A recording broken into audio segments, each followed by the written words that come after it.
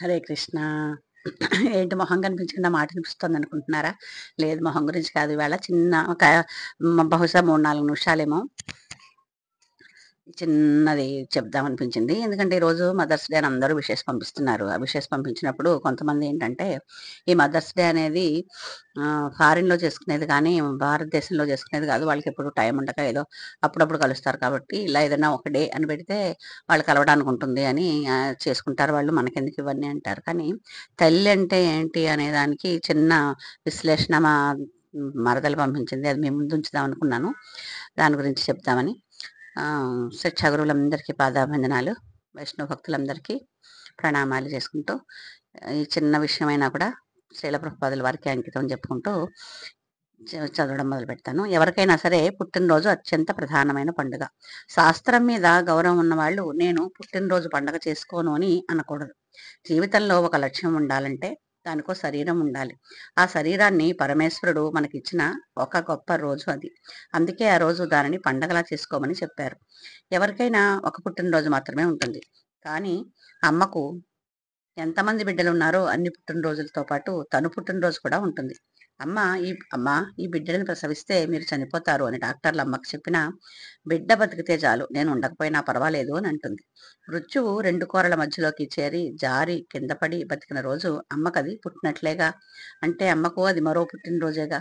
అందుకే ప్రతి బిడ్డ పుట్టినరోజు అమ్మకు మరో పుట్టినరోజు అవుతుంది. అందుకే పుట్టినరోజును మనం అలా చేసుకోవాలి. అమ్మకు ఒక కొత్త చీర పెట్టి నమస్కారం చేసి తర్వాత మాత్రమే తాను కొత్త బట్టలు కట్టుకోవాలి. అది మర్యాద, సంస్కారవంతుల లక్షణం.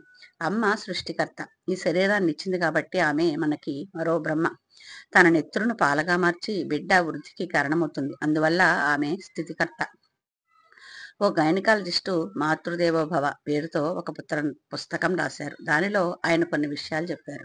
బిడ్డ పుట్టగానే తల్లి స్తన్యంలో కొలోస్ట్రం అనే ఒక పసుపు పచ్చడి పదార్థం ఊడుతుంది.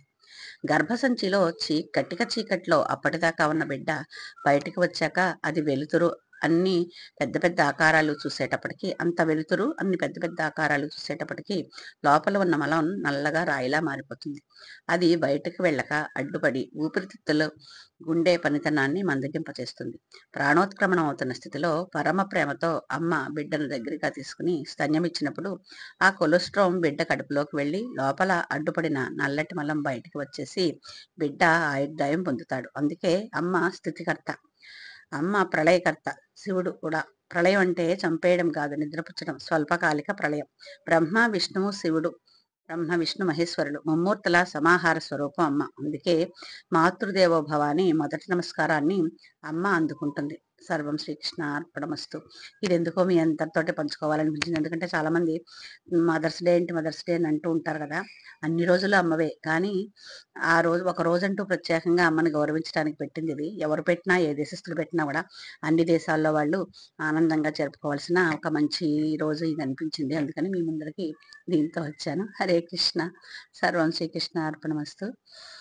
ఎప్పట్లాగే ఇది శ్రీల ప్రభుపాదుల వారికి అంకితం. హరే కృష్ణ.